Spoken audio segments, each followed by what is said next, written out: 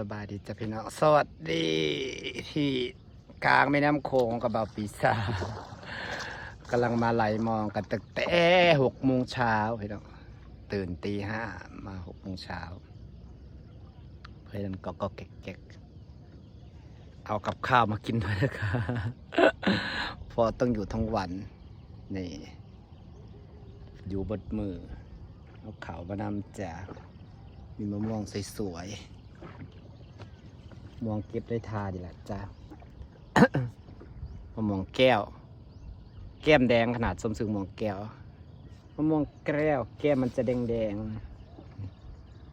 เก็บจุบนทาดีแหละพี่น้อง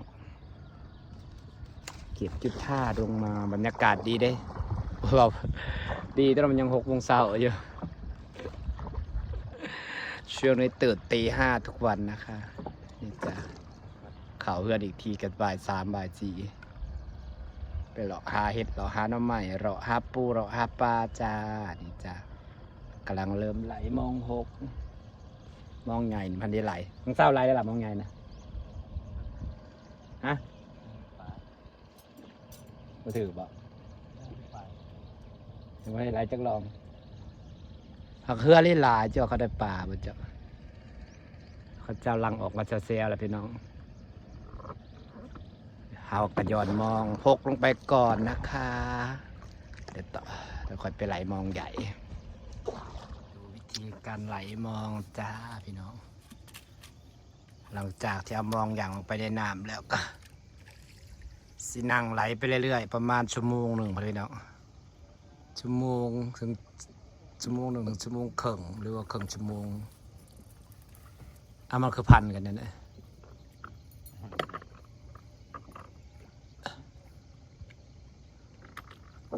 ขัดปลาถือไว้เขากัดกู้ไว้ขัดปลาบ่ถือกระถาเป็น1 ชั่วโมงเหมือนพี่น้องกระสิลองลงไปเรื่อยๆไหลลงไปเรื่อยๆไหลลงไปเรื่อยๆมันก็สิไหลลงไปเองถ้าเบิ่งน้ำนี่นิ่งอย่าขึ้นน้ำบ่ไหลที่จริงน้ำอยู่พื้นนะมันไหลหักไหลบ่แห้งละดูนี่จังหน่อยอีกประมาณ1 เดือนนี่มันสิไหลแห้งเข้าสู่ฤดูฝนก็สิเป็นฤดูน้ำหลากน้ำก็สิไหลแห้งครับเป็นสมัยก่อนนี่น้ำสิเต็มฝั่งแล้วสิไหลแห้งขักสมือนี่มันมีเขื่อนและน้ำบ่ค่อยขึ้นเกินขึ้นกับบ่เกินครับเป็นสมัยก่อนน่ะเต็มฝั่งบ่ได้น้ำก็สิไหลแห้งขักแต่น้ำก็สิเป็นสีขุ่นๆแต่ยังน้อยพักกันโดดขึ้นขี่ค้อนหลอกลงไปเซอร์ได้ตามตะผังนี่บ่ได้ย่านนะเพราะเกิดมากับมีแต่อาบน้ำคลองสมัยก่อนพี่น้องขำมาแล้วก็ลงมาอาบน้ำคลองเต็มหักขันไปเสมอก็จะได้วิวถ่ายคลิปก็จะไปก่อนก็จะได้วิวแบบว่าขับมาพายก็ลงมาอาบน้ำคลองบดเด้ถือโคไปคันมันคันไปคันมันผู้หญิงผู้ชายเต็มอยู่แล้วอยู่ตะพังคลองมาอาบน้ำม่วนได้แต่ก่อนสมัยแต่ก่อน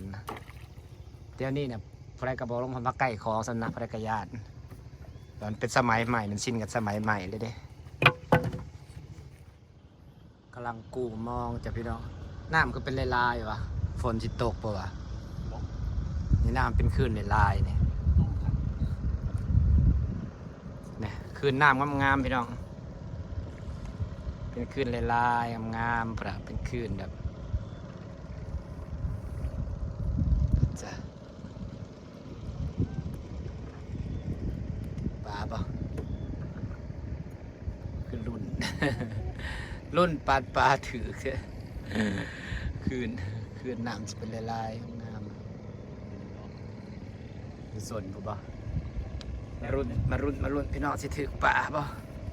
หากระยอนรอบแรก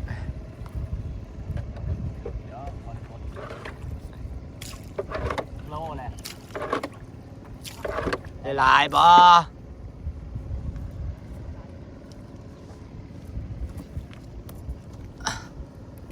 รุ่นปลาทำกันนะจ้ารุ่นยังไม่เห็นป่าจอดมันก็คลองละแป๊กคลองละพุ่น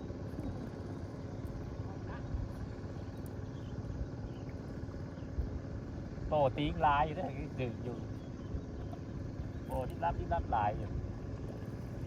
ถูกปลาแล้วพี่น้องจ้า1 ตัวค่ะปลายังปลานี่ไว้ตัวงามนี่ปลาตัวงาม มันจะมองหกกระสิใส่นี่แล้วพี่น้องใส่ยังไงตัวงามมีตัวงามใส่นี่ น้ำอ้อมแง่พี่แต่ละฮะแง่แต่ ใส่ตรงแง่นะ หลัง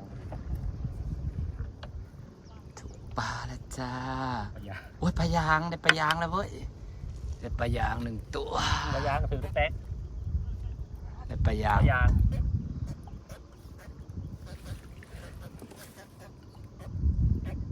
ที่มาสิบขอบดิ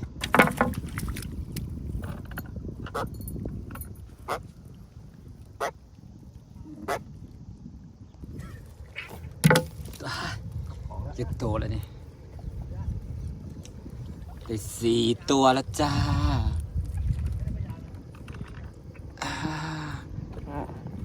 ยางให้ปะปากยางตัวเดียว ปลายางตัวเดียวเลยกับปากตัวที่5นี่จับพี่น้องถึกเรื่อยๆอยู่เด้มีแต่ปราบนะคะ นะตัวให้เขามาไล่ด้วย ตัวไอ้คนแตกตื่นละปลาขึ้นปลาตัวสวย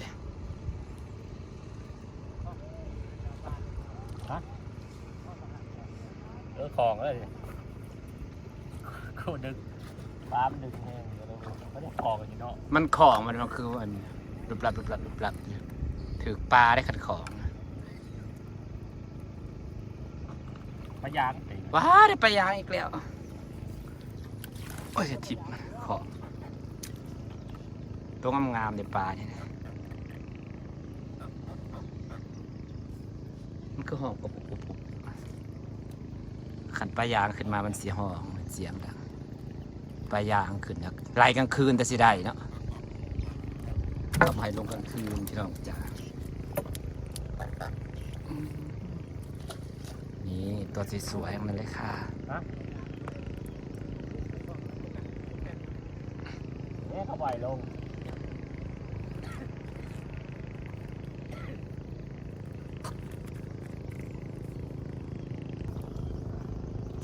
ตับปากก็ได้ปลายาง2 ตัวปาก4-5 ตัวปากเป็นนะคะ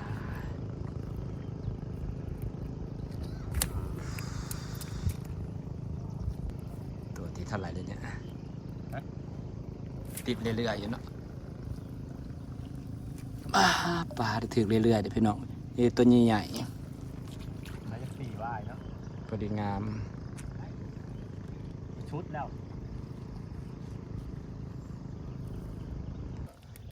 ถูกปลายแล้ว เอาไปหาตัวเขาหาว่า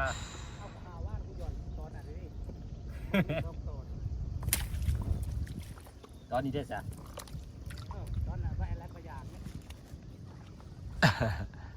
อันนี้รอบใหม่ได้อพี่น้องเลยกำลังลงมองอยู่ค่ะรอบใหม่นะจ๊ะก็สิถ่ายประมาณ1 ชั่วโมงไหลไปเรื่อยๆปุ๊บเราจะหอดโอ้ตะกูลงรอบใหม่แล้วนะจ๊ะเรือกระลายพอสมควรแสดงว่าข้าเจ้าก็ได้ป่าอย่างนี้อากาศก็ดีพี่น้องบรรยากาศดีแฮงเพิ่งจะได้ตัวที่2เองนะคะพี่น้องนี่ค่ะต้องงามปลาอย่างสกงามแต่เด้ปลาเอาผู้ย้อนตื่นกับย้อนตื่นเพิ่งจะได้2 ตัวในรอบนี้นะหมานคือรอบเมื่อกี้ป่ะคะ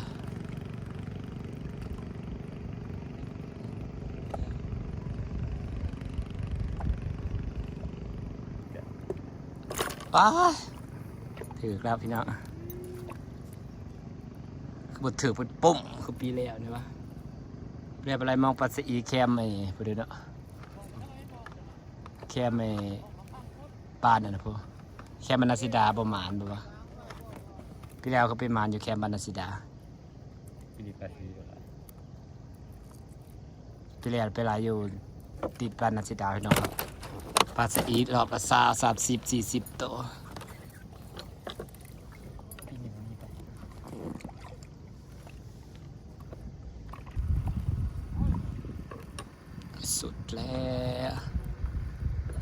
ลาจากตัวนี่ปลาเปลี่ยน สีเทา แล้วก็ได้ปลาสี่ตัวลองเมื่อกี้มานกว่า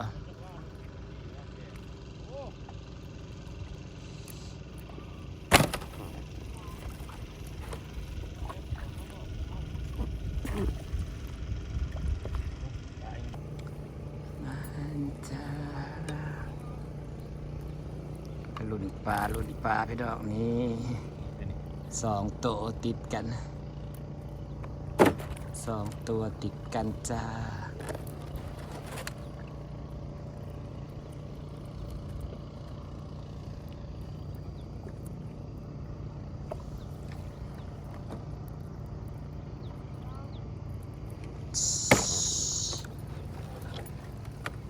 2 ตัว3 ตัว4 ตัวติดกันพี่น้อง4 ตัวพอดีติดกันนี่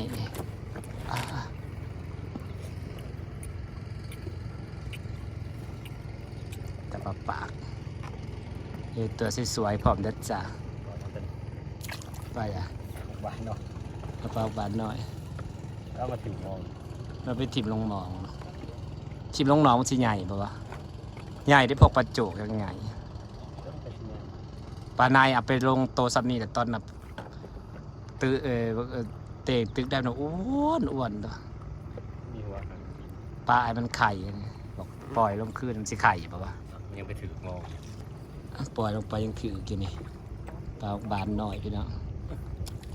มันก็ถือผู้อื่นคือเก้าเขาก็เอาคือเก่า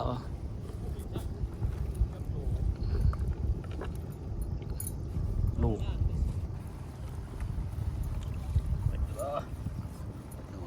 รูดขึ้นมา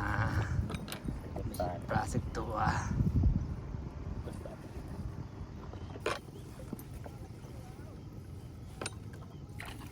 สุดแล้วไม่หมานมันรอบเมื่อกี้เลยรอบเมื่อกี้เลยหมาน เราความเป็นดอก ปลา8 ตัวปลา8 9 ตัว อันยะเลยวะว้าวอันยะ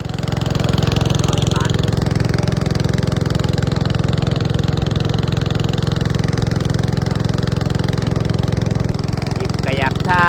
ยปลากระยักได้อย่างเดียวปลาเป็นเรือเอาได้แล้วเขาก็จะไปขายนำขายทีละนิดขายทีละหน่อยขายทีละนิดขายทีละหน่อยขายแล้วก็ไปไหลแล้วไปไหลยังสิเบิดมือมา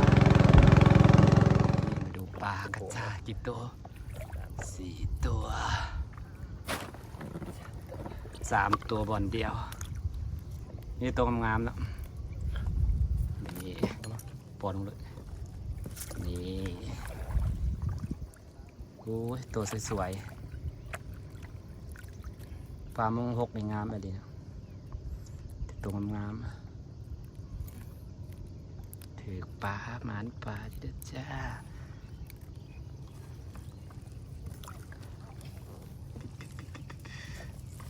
แต่ปลาเต็มเลยปลา มายาง2 โตเท่านั้น ตัวปล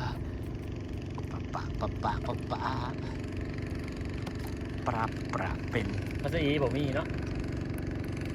ยามกูขึ้นอาทิตย์ประมาณนี้พี่น้องปลามองหก กายภาษีคือหลายเลย มันได้ขึ้น ยังไม่ได้ขึ้นถึงเวลานี่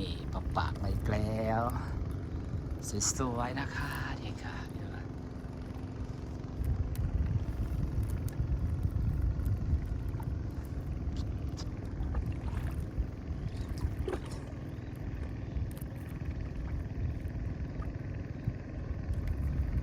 ป่าธรรมชาติพี่น้องป่ายำโคงมาได้จะมาหาน้ำกัน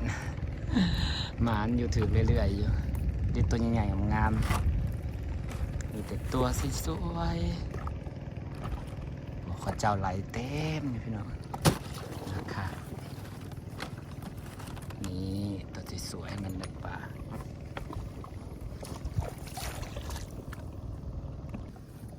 มีลูกหนึ่ง มีลูก ที่ไหนไม่มีรู้นี่ตัวสวยๆเลยจ้าหมานพี่น้องมาหมานอยู่ได้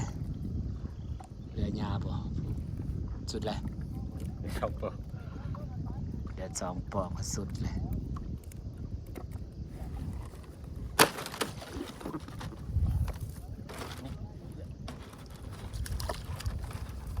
ว้ายปลายังวะปลา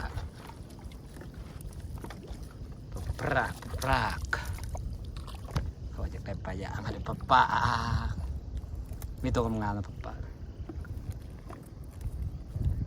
ตัวใหญ่ๆงามๆปลามันถือตามใส่มองนะพี่น้องคันมองใหญ่ก็ถือตัวใหญ่มองน้อยก็ถือตัวน้อย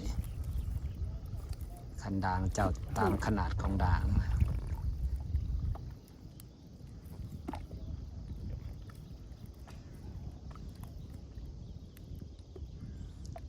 ปากใส่พอดีเห็ดตากแห้งเลยจ้า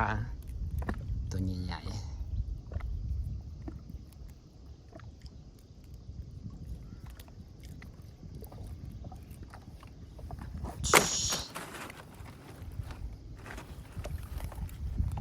รอบนึงก็ได้หลายโลเติบอยุ่นี่ก็ได้โลเท่าไหร่วะ 70 โล70ก็ได้ราคาดีจ้ะปากโล70ใต้ดอกนี่อยู่นี่2 โล 3 โล ต้องลงไป3 โล ตัวใหญ่สุดแล้วพี่น้องไปแต่ละไปปล่อยใหม่อีกรอบนะคะกระเสร็จจนสิระเบิดมือพี่น้องหาปลาหาอีหยังปลาเปลี่ยน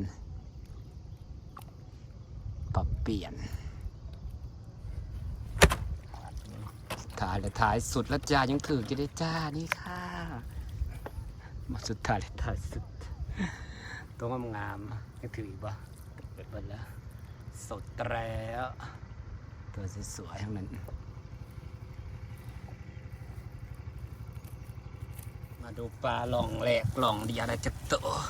ประมาณจักโลนี่โอ้ยนักเติบนี่มันก็ได้ประมาณ3 โลนะนักนะเนี่ยคือประมาณ3 โลเห็นแล้วงามเริ่มกูรอบที่2นะคะพี่น้องคาสิมานคือรอบเมื่อกี้ดีป่ะนี่กำลังเริ่มกรูสะออนแต่อากาศดีขึ้นตอนนี้7 โมงออกมาตั้ง6 โมงตื่นจากตี 5 7 โมงกว่ามันจะ7 โมงกว่าเอง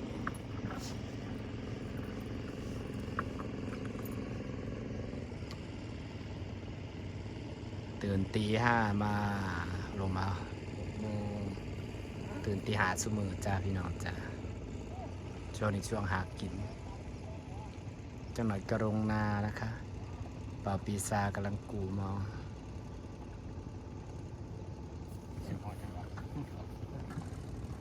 ตีนเยอะ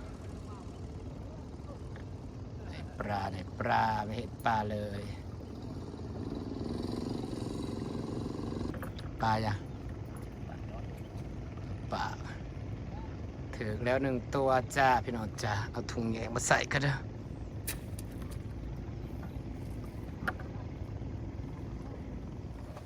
ลากปลาไปนะ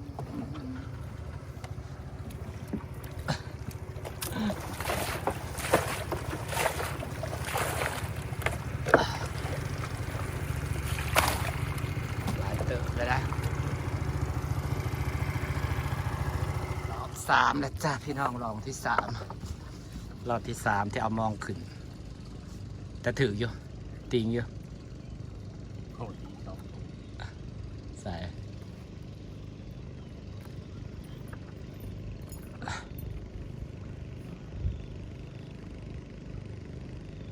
โอ้มันตีลิบอยู่พี่น้องจะอยู่พุ่นถือปลาหลายปะจ๊ะ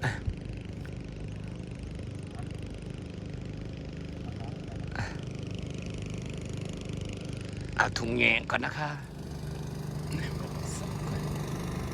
มาดูปลารอบที่ 3กันจ้าสิมานดีกว่าค่ะ ยังไม่เห็นปลาจิกตัวนี้มาแล้วหนึ่งตัวมีติดใช่ปะหนึ่งตัวมาแล้วจ้ะโอ้สองตัวปลายังเป็นสีขาว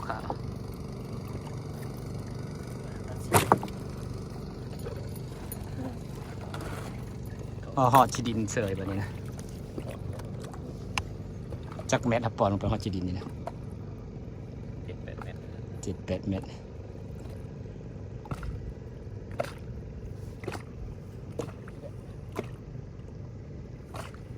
ดูปลากันจ้ะพี่น้องดูปลากันนะคะนี่ยูตัวใหญ่2 ตัว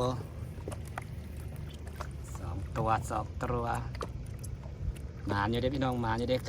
ขึ้นรอบละ 2รอบละ 3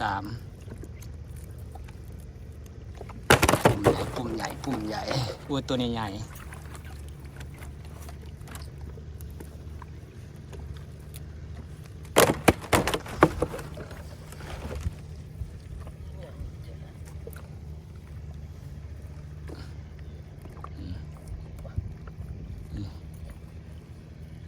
สีหนัก5 ตัวแล้ว5 ตัว 6 ตัวจ้าโอ้ยตัวใหญ่งามเลยตัวนี้ตัวใหญ่งามปลานะพี่น้อง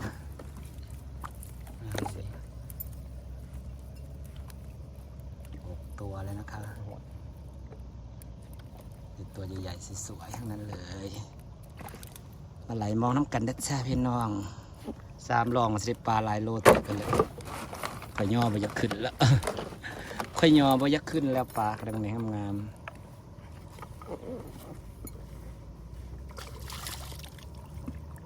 ถึงตัวแล้วครับปอนะจม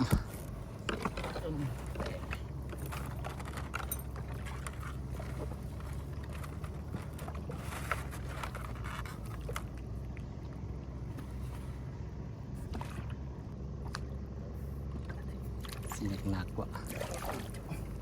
มาดูปลากันนะคะฝ่าปูพี่น้องมีไหมเอ่ยมีไหมเอ่ยเสร็จแล้วปลานี่เป็นใช่ปะดูดีจับ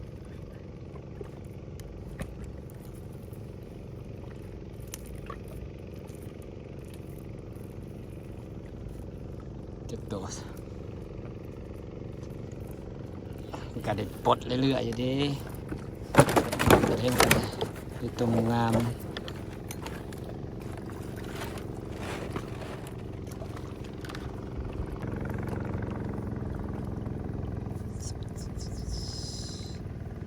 ที่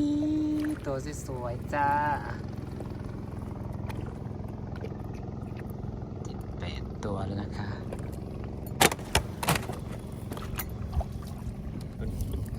ติดกันเลย2 ตัวหมาอยู่ในรอบนี่มานี่พี่น้องนี่ได้ละ3-4 โลนี่มาในรอบนี้แต่ทีนี้ว่าบกขึ้นราคาทุ่งนี้บอกค่ะไม่มีที่สุดแล้วเหลือจักป่องวะไป2 ตัวติดกันพี่น้องโอ้ยงาม2-3 2 ตัวติดกันนี่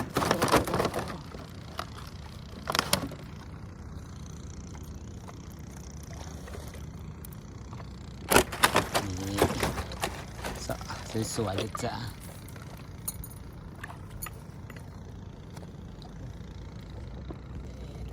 นี่โอ้10 กว่าตัวเลยพี่น้อง11-12 ตัวแล้วค่ะอีกตัวงามผมได้รอบนี้นะนี่เด็กตัวใหญ่ๆปากๆคันนี่เห็นบ่คอยกำนี่ใหญ่ตัวใหญ่ไม่ได้ตัวงามหมานครับพี่น้องค่ะหมานแท้หมานหมานจริงๆนี่ตัวสวยๆอย่างนั้นเลย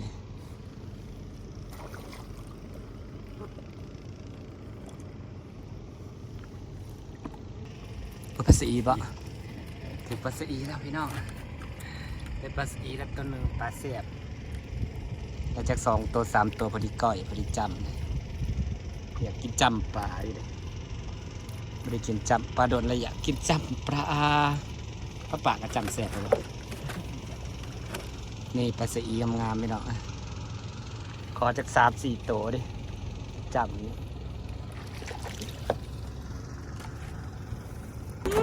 พอดีดึงขึ้นมารุดพอดีใครตะเข่าเฮือปลา15-16 ตัวได้หลายโลเติบได้นี่ลองนี่มันเป็น4-5 โลปะตัวปลามันมีแต่ตัวหนักๆนะรอบนี้มาพี่น้องไปไหลต่ออีกจ้าถึงขึ้นมาก็มีแต่ปลานะคะมีแต่ไซส์ที่สวยด้วยค่ะสุดแล้วพี่น้องรอบนี้มันก็รอบก่อนอีกอ๋อบ่ขึ้นแล้วค่อย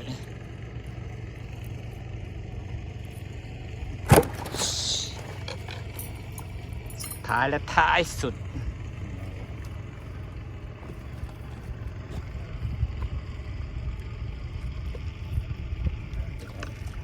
ยังถือจะนะคะโอ้ยตัวใหญ่งามเลยตัวใหญ่งามเลยปวดโผป่านะคะ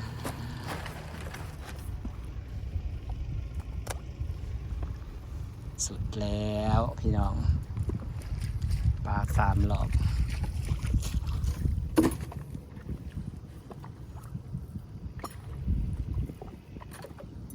มาดูปลาพี่น้องยอดสมบูรณ์แล้วว้ายประมาณ7 โลเลยทราบเดี๋ยวว่าจะเอาอันออกซิเจนมาแล้วก็อะไรเรือกำลังน้อยออกซิเจนมาประตูเรือลงหลายเลยพี่น้อง